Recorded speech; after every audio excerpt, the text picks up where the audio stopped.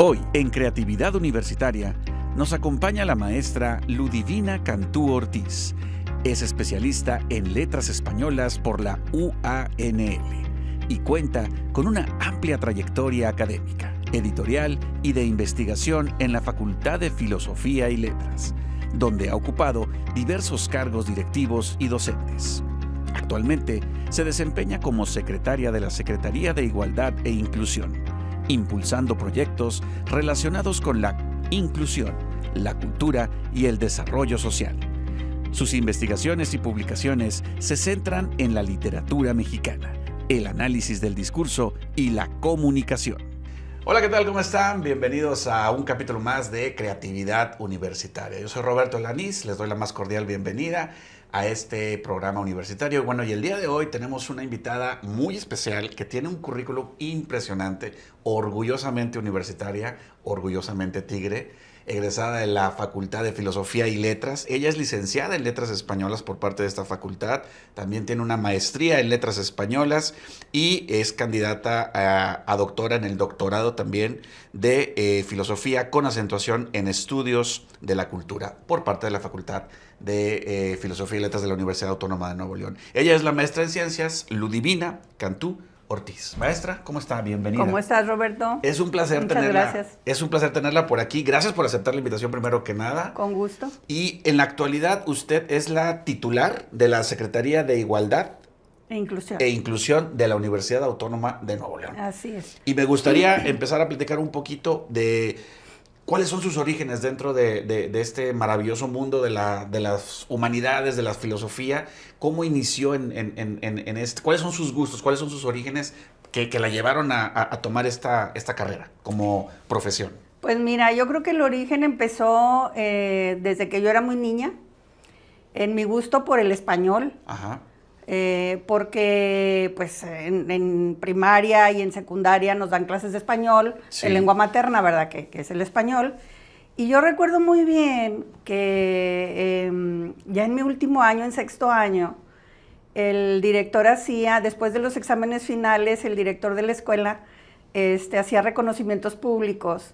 Y recuerdo muy bien que dijo, justo antes de entrar a clase, que Ludivina Cantú Ortiz había sacado la más alta calificación en el examen de español.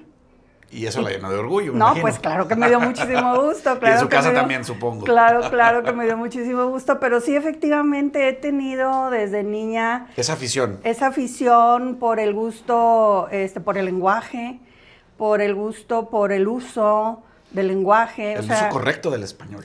Pues fíjate que sí. Por el uso correcto del español y siempre se me ha dado el hecho de que, por ejemplo, estoy leyendo la prensa. Ajá. Y detecto inmediatamente los errores. Es inevitable, ¿no? Es inevitable. Ya lo tengo muy interiorizado, es parte de mí, sí, de mi ser como persona. Y luego, pues con el paso del tiempo también he tenido mucho gusto por la lectura. Yo leía mucho. Desde siempre, desde niña. Desde niña leía mucho. Cuando fui adolescente también leí mucho.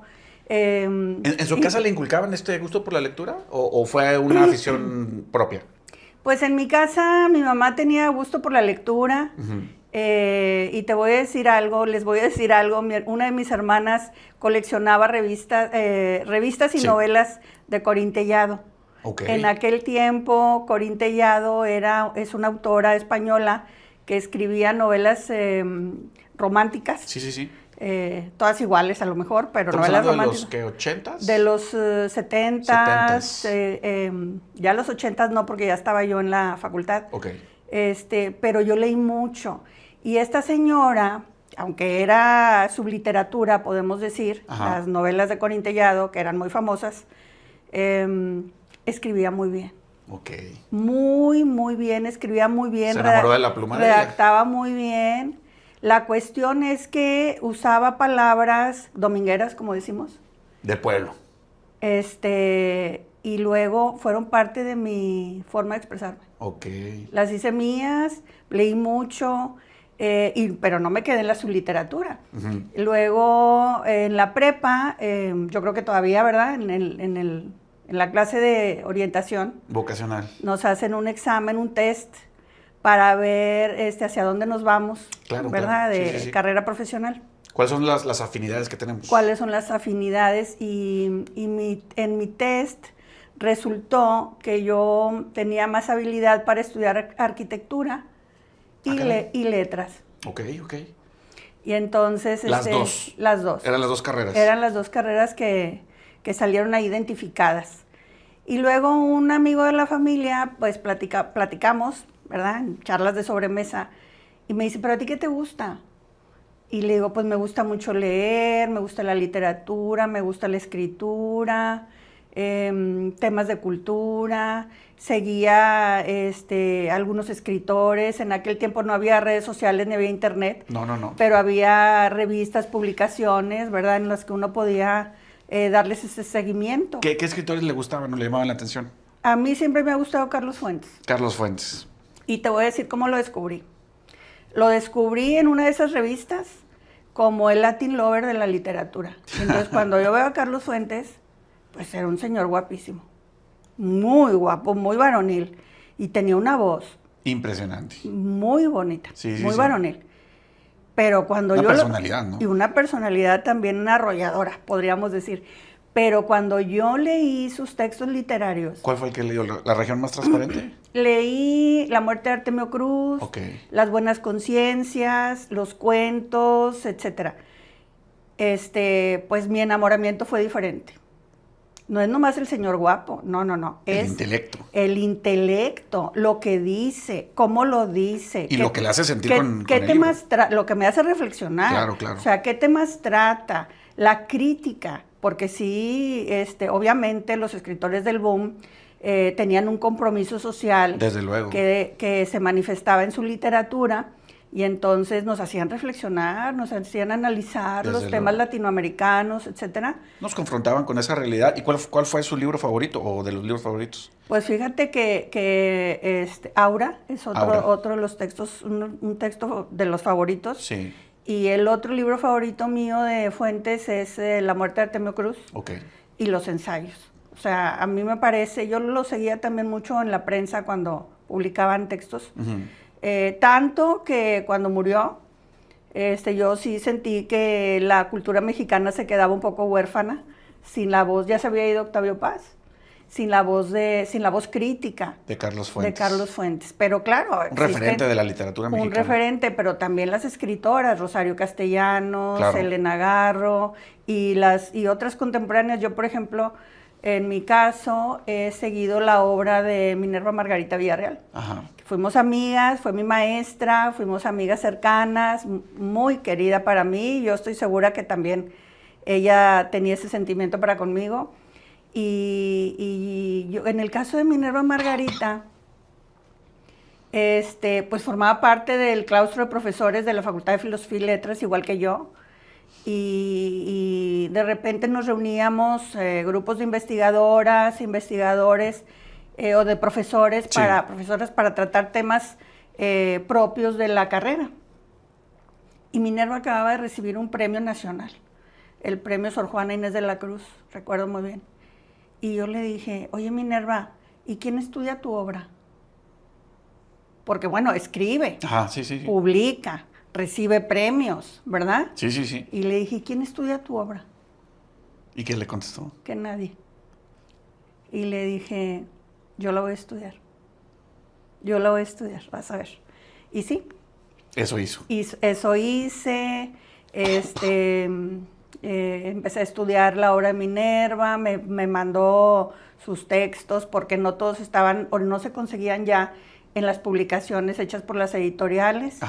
Leí toda la obra de Minerva, hice investigación, llevé ponencias a congresos sobre literatura mexicana o literatura de mujeres y yo recuerdo que tuve una discusión con Minerva porque le decía, Minerva, no encuentro el feminismo en tu obra. Caray. Y me decía, ¿cómo? Le dije, no lo encuentro. No, dice, lee bien. Lee bien. Vuélvelo a leer. Vuélvelo a leer.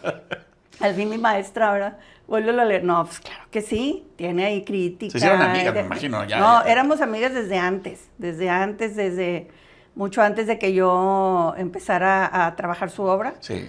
Sí, éramos muy, muy amigas, una amiga muy querida, con la que yo podía dialogar de una manera distinta porque... ¿Franca? Sí, pero además ella estaba dirigiendo la Capilla Alfonsina. Claro, sí. Y en ese momento yo estaba dirigiendo la Facultad de Filosofía y Letras.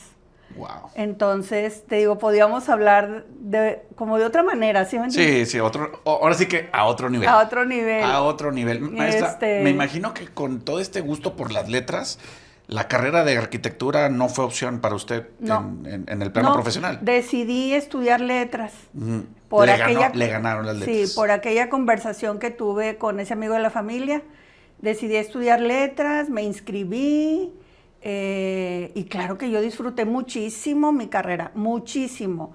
Leímos mucho, pues claro, una de las funciones, digamos, de los estudiosos de las letras, luego de los egresados de letras, que en España nos llaman filólogos, filólogas. Filólogos.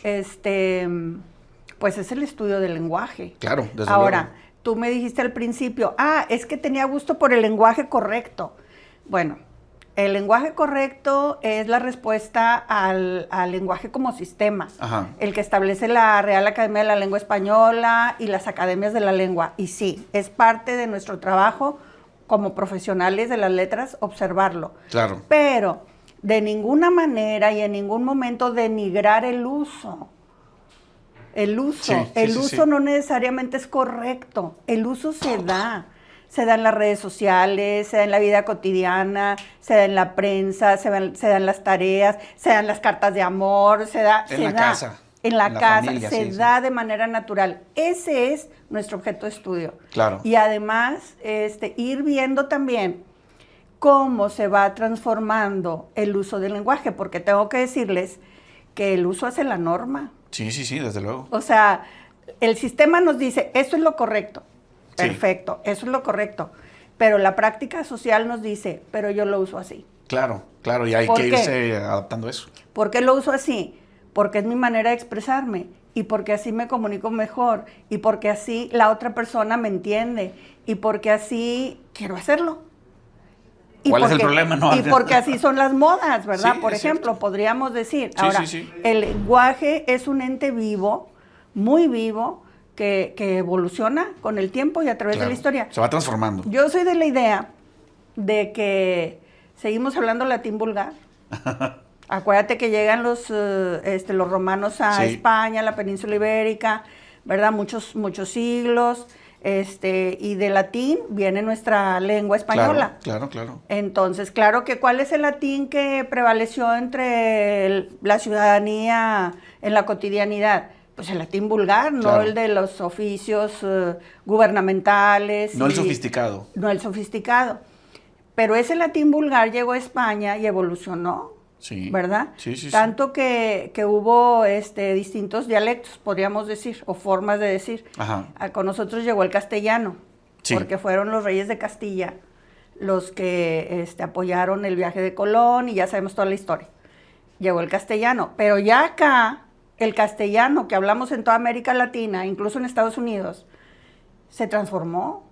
En México lo hablamos de una manera, en Guatemala de otra, en Sudamérica de otra, en Estados Unidos de otra. ¿Por qué? Porque inclusive aquí mismo en nuestro país. Aquí mismo, en las regiones, ¿verdad? ¿Por qué? Porque hay préstamos lingüísticos que van enriqueciendo el uso de las lenguas. Y eso es maravilloso. Es maravilloso, es muy interesante, porque hay palabras que para una región, un país o un estado resultan ser una cosa y en otro lugar, en otro país, es otro significado completamente. Otro significado. Entonces, esa evolución de las lenguas es lo que nos permite afirmar con toda certeza que la lengua es un ente vivo, siempre está vivo, y que no solamente eso, sino que además el uso de la lengua nos distingue culturas, distingue grupos sociales, distingue épocas, distingue épocas y nos identifica.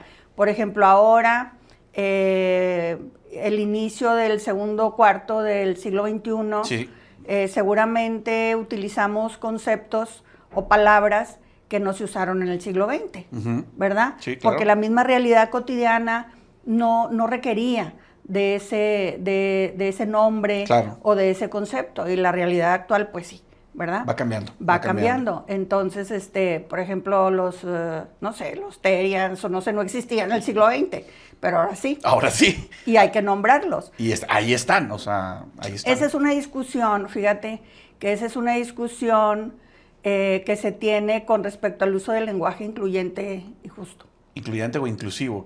Incluyente, inclusivo y justo. Y justo. ¿Por qué? Porque el sistema, voy a decir algo que a lo mejor no debo, pero lo voy a decir. De repente todos nos volvimos expertos en el uso correcto Exacto. Sí, de la lengua. Sí, en cuanto al uso correcto de la lengua que establece la Real Academia de la Lengua Española y las Academias de las Lenguas Nacionales, las Academias Nacionales de las Lenguas, tienen razón. ¿Por qué? Porque existe un sistema de la lengua. Y en la que lengua, no se puede, que se debe respetar. No, pues ahí está. La lengua como sistema, ahí está, perfecto. Pero la sociedad requiere que se nombren ciertas situaciones de la cotidianidad. Entonces, está la lengua como sistema, pero está la lengua también como práctica social. Es correcto. Y en la lengua como práctica social, yo como mujer requiero que me nombren. Exacto. Es correcto. Tengo una pregunta filosófica que hacerle, pero me gustaría que fuera después de la pausa, si me permite. Adelante. Vamos a un corte rápido y regresamos a Creatividad Universitaria. No le cambie.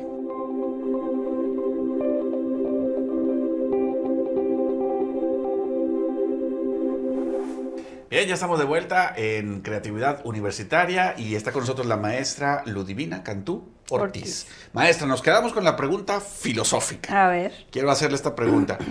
¿Usted escogió su profesión? ¿Usted escogió su carrera? ¿O fue la carrera quien le hizo el llamado a usted? Pues es una pregunta muy interesante, porque dicen que no hay casualidades en la vida, ¿verdad? Eso dicen. Dicen que no hay casualidades en la vida, y yo he sido muy feliz, muy, muy feliz con la carrera que elegí o que me eligió. ¿Se imagina usted dedicándose a otra cosa que no sea esto? No. La verdad no, porque fíjate que mi carrera, siempre lo he dicho yo, mi carrera es tan abarcadora que leer literatura y estudiar literatura y hacer investigación sobre literatura nos obliga a conocer los contextos. Claro. Nos obliga a conocer lo que ocurría. Conocer de historia. Conocer de historia, porque las formas de decir, los temas que se abordan, las problemáticas también que se abordan en la literatura, porque la literatura no es inocente. No. La literatura no es inocente, la literatura siempre tiene algo que decir. Entonces, ¿por qué dice eso? ¿A qué responde? ¿Cuál es la problemática social? Que trata de resolverla, no trata de resolverla, trata solo de que reflexionemos. Claro, claro. Trata de que intervengamos. ¿Qué trata de hacer la literatura? Porque, insisto, no es inocente. No, de ninguna manera. No es inocente. Entonces, pues la carrera existía desde hacía tiempo, desde el 50. ¿Y a usted ya le llamaba la atención? La carrera de letras fue una de las carreras fundadoras. ¿De la universidad? De la Facultad de Filosofía y Letras. Ok. Entonces, filosofía fue una carrera y letras fue la otra carrera. Okay. O sea, la facultad inició con esas dos carreras. Ok. Entonces ya existía. Y te digo que en el test, pues, de orientación vocacional de la prepa, sí. Pues salió eso, de que yo podía estudiar letras tranquilamente. Y pues me fui, sin pensarlo más. Me fui a inscribir a la carrera de letras. Pero sí, efectivamente era lo mío. ¿La literatura será la madre de todas las demás artes? ¿Usted qué opina? Yo no sé si sea la madre de las demás artes, pero la literatura es un arte, sí, una manifestación artística muy abarcadora, como te digo, porque muy completa, ¿no? En un texto literario nosotros podemos estudiar historia, claro. Podemos estudiar sociología, psicología, lingüística, ciencia, depende. Muchísimas áreas están concentradas en el texto literario. Claro, desde luego. En el texto literario. Entonces, te digo, sí, pues es lo mío. Y he sido, como te digo, muy feliz. Muy feliz. Y aparte se nota que le apasiona su carrera. La verdad es que sí, la formación que tengo como profesora universitaria, pues se lo debo a mi carrera de estudiante, como estudiante, y a todo lo que he ido aprendiendo durante mi trayectoria como profesora. Y como directora también de la facultad. Sí, y como profesora te digo porque el trato con los estudiantes, el diálogo constante, eso es lo que nos permite a nosotros ver las realidades de otra manera, porque nosotros, bueno, pues, somos de cierta generación, en mi caso, ¿verdad? Sí. Cierta generación, pero yo siempre tengo estudiantes jóvenes. Claro, claro. Siempre tengo estudiantes de nuevas generaciones y me gusta mucho el diálogo con ellos y me gusta observar cómo hablan, qué dicen, qué palabras. Incluso a veces les pregunto, oigan, ¿qué significa esto? Yo ya no le entiendo al mundo. Para actualizarnos un poquito, sí, ¿no? Sí, porque de repente claro. Hay un cierto lenguaje que uno no entiende o que no está acostumbrado. Claro, porque son las novedades lingüísticas, podríamos decir, y es maravilloso ese diálogo con los estudiantes que nos hace crecer también como personas. Y por supuesto como profesora. ¿Qué opina usted de estos debates que ha habido en los últimos años respecto al uso del lenguaje que le llaman inclusivo o incluyente? Este lenguaje donde se propone el todes, el todas, por el todes, y bueno, usted sabe a qué me refiero, ese tipo de lenguaje. ¿Qué opinión le merece? Pues estoy de acuerdo. ¿Está de acuerdo? ¿Está a favor? Por supuesto que estoy a favor. Te decía hace un momento que nosotros tenemos un sistema lingüístico, ¿verdad? Que es el español. El sistema lingüístico que está así establecido y está perfecto, ¿verdad? Porque el sistema lingüístico nos dice que el ente está concentrado en el sustantivo, por ejemplo, presidente, aunque sea mujer o sea varón, etcétera, el que ostente el cargo, ¿verdad? Es el que preside. El que preside, y está perfecto, ¿verdad? O sea que la presidenta debería ser presidente, ¿no presidenta? Desde el punto de vista de la lengua como sistema. De la lengua, ok. Como sistema. Pero la realidad social, como te digo, la práctica social, ahora nos dice que tenemos que nombrarla. ¿Por qué?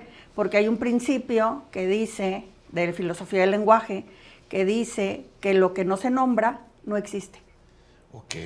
Lo que no se nombra no existe. Entonces, si no nombramos a la presidenta, no existe.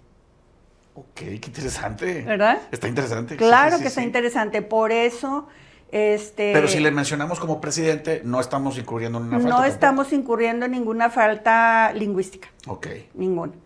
Pero la realidad social, te digo, nos dice otra cosa. O sea, y la filosofía del lenguaje nos dice también que si no nombramos no existe. Entonces, si yo no nombro a la diversidad sexual, si yo no nombro a las mujeres, pues por lo menos lingüísticamente no existen.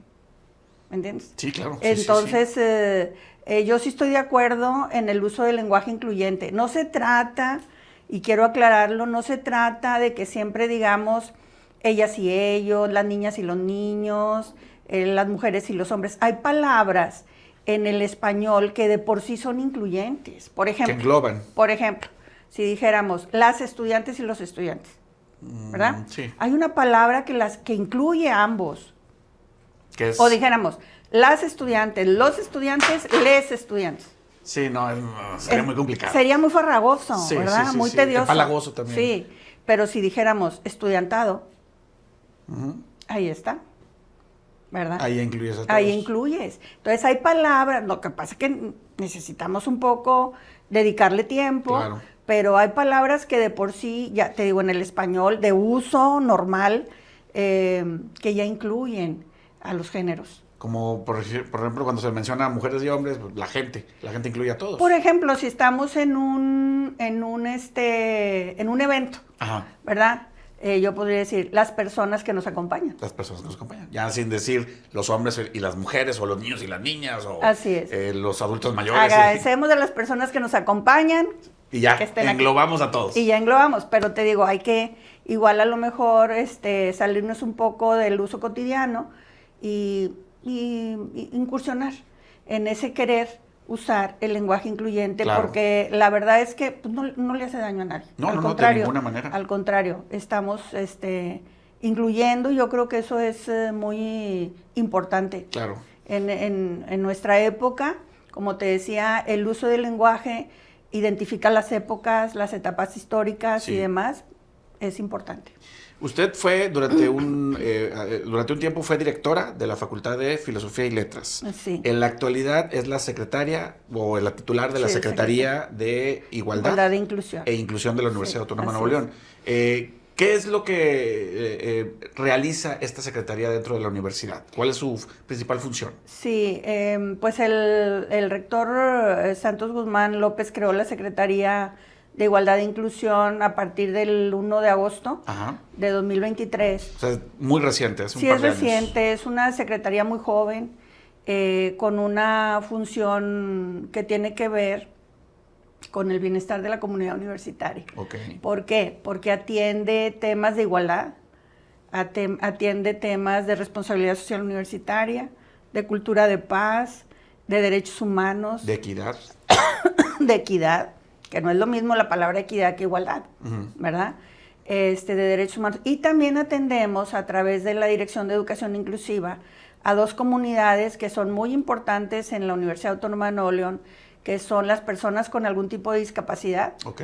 y las personas adultas mayores. Adultos mayores y con algún tipo de... No, las personas adultas mayores. Ok. Y la comunidad de... Sí. O sea, una perfecto. comunidad y otra comunidad. Sí, dos sí. comunidades. Entonces, tiene que ver con los principios humanistas de la universidad, esos principios humanistas que están reflejados en la visión 2040 Sí. de nuestra universidad. Y que es parte fundamental de la visión de la uni. No, y que además es la que rige nuestro trabajo administrativo y académico y en todos los órdenes, porque esa visión 2040, te digo, es la que nos guía y la que guía también el plan de desarrollo institucional. Entonces, en el plan de desarrollo institucional de la universidad está plasmada la visión del rector, por supuesto, la visión que él tiene para la universidad. Y ahí estamos todas y todos y todes. Y todes. Y todes también. Entonces, Más los que se quieran agregar. Más los que se quieran agregar y quieran coadyuvar con la universidad son bienvenidos de manera positiva, ¿verdad? Entonces, te digo, ahí estamos todos y es nuestra guía de trabajo. Y bueno, uno de los principios, te digo, rectores de la universidad Sí. es esos principios humanistas que tienen que ver con la responsabilidad social universitaria. O sea, ¿qué significa la responsabilidad social universitaria?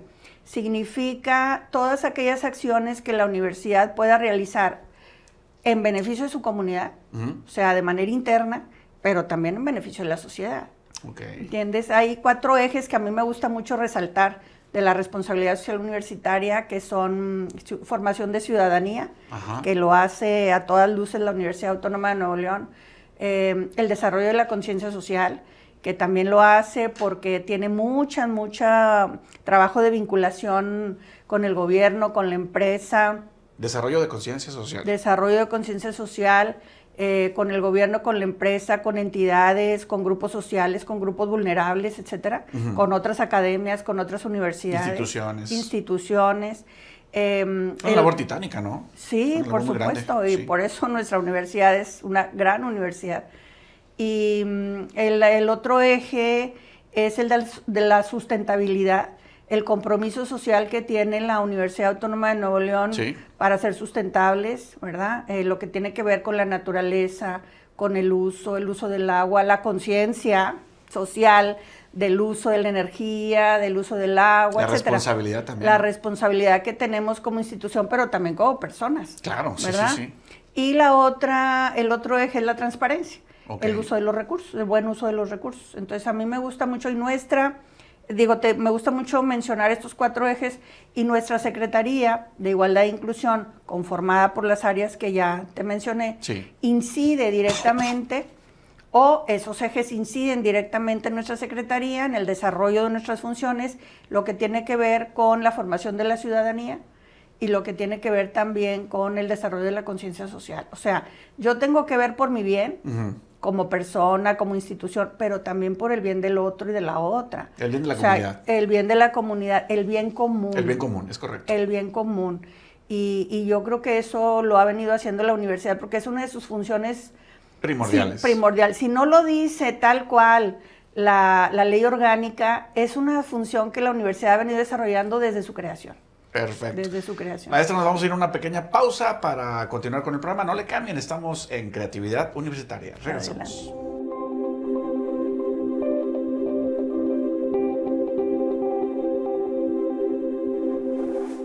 Y estamos de regreso en Creatividad Universitaria con la maestra Ludivina Cantú. Maestra, una pregunta. ¿Cuál ha sido uno de los principales aportes o uno de los aportes que ha llevado a cabo dentro de su gestión la Secretaría de Igualdad? Mira, yo creo que son aportes importantes en lo que tiene que ver con el bienestar de la comunidad universitaria en distintos sentidos. Ok. Por ejemplo, tenemos nosotros para el tema de las direcciones de igualdad, tenemos la Unigénero y tenemos la Dirección para la Investigación de la Igualdad de Género. Para la gente que no sepa, ¿qué es la Unigénero? La Unigénero es la unidad de igualdad de género de la Universidad Autónoma de Nuevo León, donde se reciben las quejas de acoso y hostigamiento. Ok, eso es importante. Sexual. Ok, sí. A nivel universidad. A nivel universidad, las quejas sobre violencia de género, acoso sexual, hostigamiento, intimidación, cualquier tipo de violencia de género, la comunidad universitaria puede interponer su queja ahí en la Unigénero. Y la Unigénero recibe los casos y comprueba que efectivamente sean violencias de género y los direcciona o los envía a la Dirección para la Investigación de la Unidad de Género, donde se dedican a hacer la investigación propia, lo que corresponde, ¿verdad? Y ya emite una resolución, ¿verdad? Sí. De cada caso. Para alguna persona que esté pasando por una situación así, ¿a dónde debería de acudir? La primera instancia es la Unigénero. La Unigénero está ubicada a un costado del Estadio Universitario en Ciudad Universitaria. Arriba del Banco Afirme, que está también ahí enseguidita de la librería. Sí, a un ladito de la librería. A un ladito de la librería universitaria. Allí pueden acudir con toda confianza con la doctora Yajaira Berenice Martínez, es la directora de Unigénero, y las van a atender, los van a atender a quienes necesiten. ¿Y los van a canalizar? Y bueno, sí, claro, van a atenderlos y luego ya se canalizan a la DIGEN, a la Dirección para la Investigación de la Igualdad de Género, que está ubicada en el 4º piso de la Biblioteca Universitaria Raúl Rangel Frías. Perfecto. Bueno. Ahora, tenemos el protocolo, que es el que guía estas acciones, tanto la de la Unigénero como la de la DIGEN.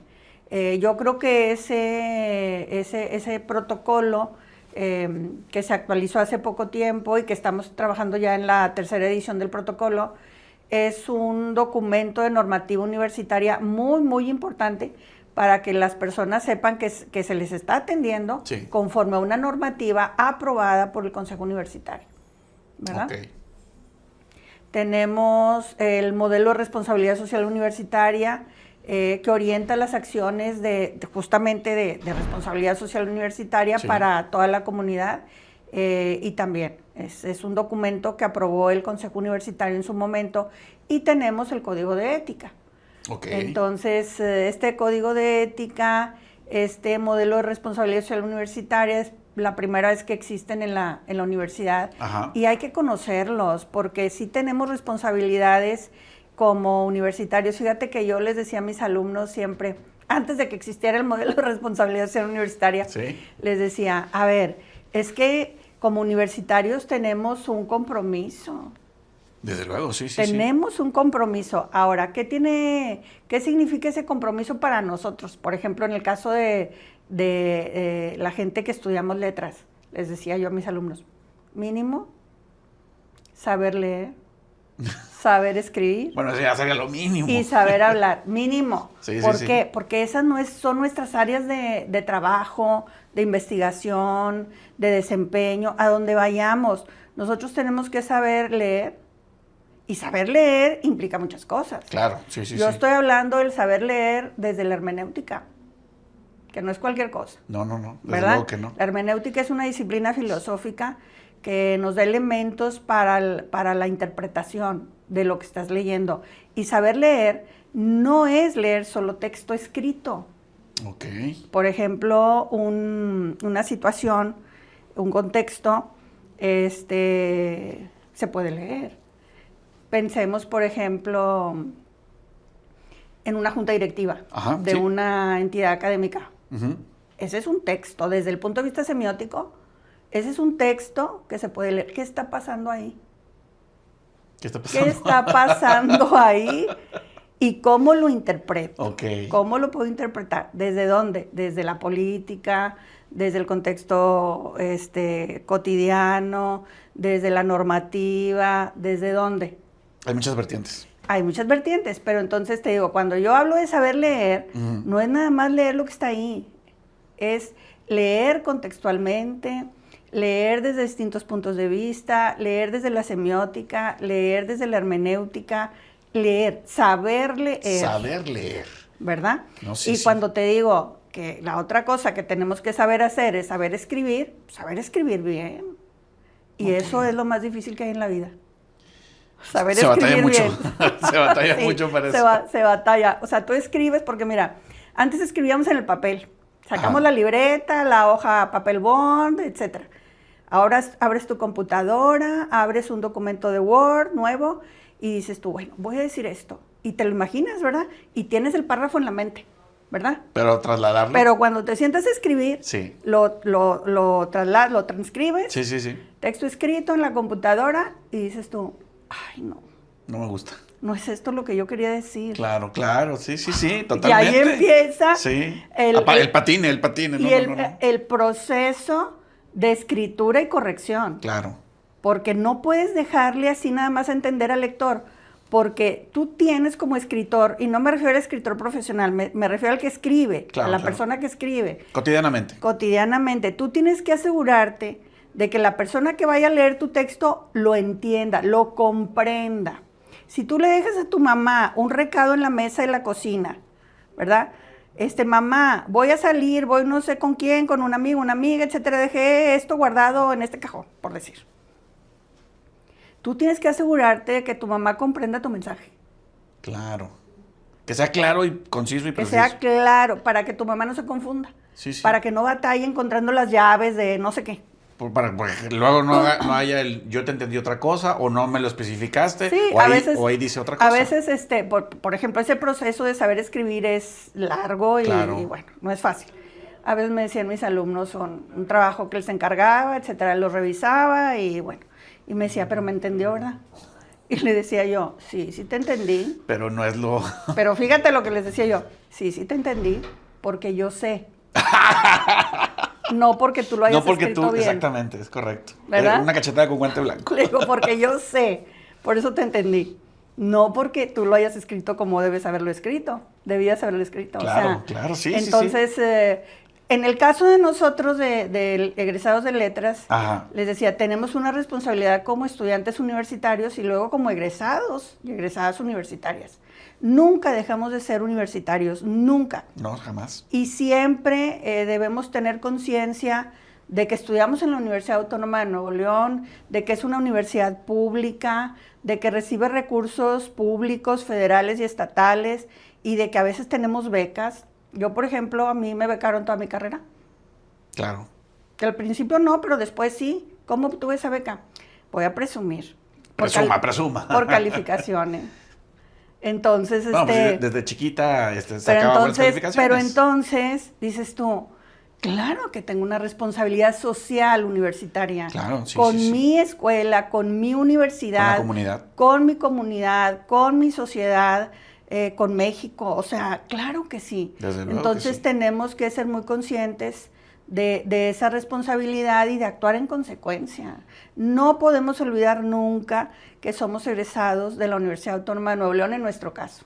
Como decía el tío Ben de Peter Parker, de Spider-Man, un gran poder conlleva una gran responsabilidad. Claro. Entonces, cuando uno... Y el conocimiento también. El conocimiento también, exactamente, eso es a lo que voy. Sí. Cuando uno se dedica a lo que se dedique, también tiene una responsabilidad social con los demás, no nada más con uno mismo. Maestra, quisiera preguntarle, antes que se nos está acabando el tiempo, ¿qué es lo que viene para la Secretaría? ¿Qué proyectos vienen a futuro?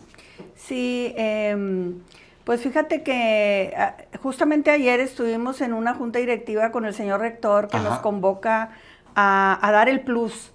Así nos dice él, tienen que dar el plus en cada una de las secretarías, en el trabajo conjunto de las direcciones. Ya lo he escuchado eso. Sí, ya lo hemos escuchado, sí, señor. Y estuvimos ayer con él en esa junta directiva que es muy, muy productiva, muy enriquecedora, porque él parte de compartirnos esos encuentros que ha tenido con rectores, con rectoras, Sí. por ejemplo, en este caso en Estados Unidos y en América Latina, que fueron muy, muy positivos, y que en el caso de la Secretaría de Igualdad e Inclusión yo la veo reflejada en esas tendencias para la educación superior, que para mí son necesidades Claro. de la educación superior, que tiene que ver con el tema de la ética, con la ética universitaria, que tiene que ver con el reconocimiento de que la persona es la que está en el centro, es el eje de todo lo que llevamos a cabo, caso que en nuestra universidad así es. Desde O sea, en luego. la visión 2040 la persona es el eje.